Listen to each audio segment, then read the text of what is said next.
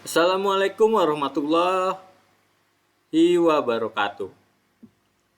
Salam jumpa kembali mahasiswa dan mahasiswi Universitas Terbuka dimanapun kalian berada. Salam hangat dan salam bertemu kembali dengan saya Dera Risandi sebagai tutor mata kuliah Manajemen Rantai Pasokan EKMA 4371.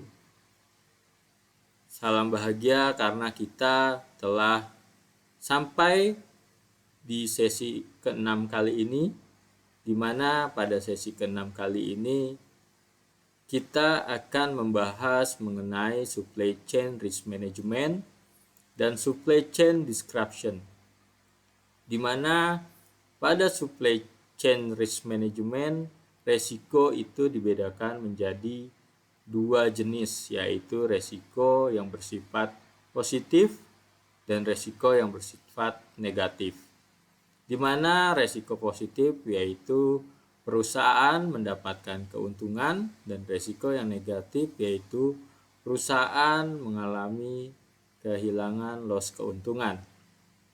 Disruption dapat diartikan yaitu sebuah aktivitas yang tidak dapat dipisahkan pada supply chain, sehingga saya harapkan mahasiswa untuk mempelajari mata kuliah kali ini supaya untuk mempelajari materi inisiasi dan materi pokok utama BMP 4371.